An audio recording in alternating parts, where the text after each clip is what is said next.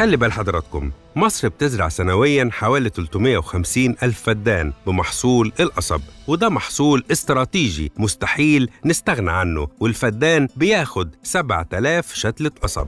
يعني محتاجين في أول سنة لتعميم تجربة زراعة القصب بالشتلات أكتر من 2 مليار شتلة قصب، وده مستحيل يتحقق في مشاتل أسوان اللي نفذتها الدولة بأحدث تكنولوجيا. وبعدها هنحتاج 200 ولا 300 مليون شتلة لمدة 5 سنين عشان نغطي احتياجات المزارعين في ترقيع القصب، يعني نزرع في الأماكن اللي ما نجحتش زراعتها أول مرة في حقول القصب. دكتور، حضرتك كمان شاركت بقوة في مشروع كومومبو. هدفنا ننتج ملايين الشتلات. عندنا مشروعين، واحد بينتج 15 مليون شتلة والتاني بينتج 115 مليون شتلة، مشروعات بمليارات الجنيهات. تمام. عشان نغير وجه زراعة القصب في مصر. تمام. تقييمك لهذا المشروع بحياد؟ شتل القصب أحد الحلول لرفع إنتاجية قصب السكر في مصر، وفي نفس الوقت ابتدينا نحسن في التربة اللي موجودة في الصعيد اللي بقالها عشرات السنين بتزرع قصب. على الأقل لو سنة واحدة بس فاصل حتى بين قصب وقصب، مش يشيل قصب ويزرع قصب. نشوف الصرف الزراعي ظروفه إيه، الأرض هل محتاجة كبريت، هل محتاجة جبس، هل محتاجة حرث عميق. أعتقد إن إحنا كده نقدر نوصل كمتوسط 50 و60 طن كمان قصب للفدان الواحد. طيب الفلاح مستجيب؟ مزارع القصب في الصعيد في 350 ألف فدان مستجيب لهذا الأمر؟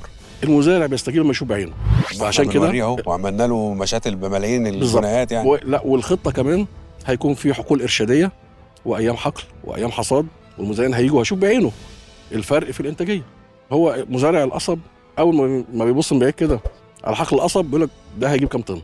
طيب القطاع الخاص لو فكر إنه يدخل يساند جهود الدولة في إنشاء مشاتل متخصصة في إنتاج شتلات القصب، مرحب بيه تماما. إن إحنا كنا في اجتماع مع معالي وزير الزراعة وهو بنفسه طلب إن إحنا نطلب من القطاع الخاص إن هو يدخل في هذا العمل، تطلع شتلة طليق بأنها تروح للمزارع. هسألك سؤال. اتفضل. بس تجاوبني بصراحة. اتفضل. 3 جنيه مش كتير على الشتلة، وأنا بحط 7000 شتلة، يعني محتاج 21,000 جنيه عشان أقول بسم الله الرحمن الرحيم في شتل الأرض. هي دلوقتي إحنا بنعمل تجارب عشان نحاول نقلل سعر الشتلة شوية، وفي نفس الوقت أو نبحث مع البنوك إزاي نمول ونبقى ناخد بعد الحصاد. هو البنك الزراعي لما داخل له 20 طن مش هيحس بثمن الشتلة. بالظبط. البنك الزراعي إن شاء الله داخل في الموضوع كتمويل، بحيث إن هو هيمول الشتلات، وشركات السكر هتديله القسط بتاعه من محصول المزارع آخر السنة إن شاء الله.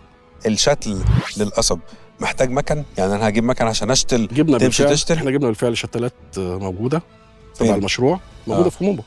بنزلها للمزارعين؟ تنزل للمزارعين تشتروا الأرض بتاعته. لأن طبعا ده مكن بسيط قوي، دي عجلة هيمشي يحط فيها الشتلات. لا احنا جايبين حاجة كويسة قوي من هولندا، حاجة ما مش عايزين نكلفه، أنا عايز تبقى ببيته ينزل يشتل الأرض زي ما هو عايز. إن شاء الله يعني ممكن برضو مجلس المحاصيل السكرية يساهم في اللي هو يعني تكلفة الزراعة بالشتل اللي كشتالة. يعني هتوفر من وقت الأرض قد إيه؟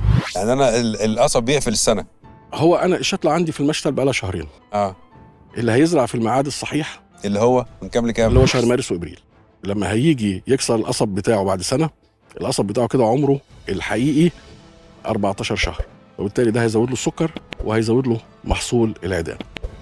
اللي متأخر شوية بس مش متأخر قوي، يبقى أنا عوضت له برضو التأخير دون، إن هو نزل شتلة تقدر إن هي تعوض له جزء كبير من التأخير بتاعه.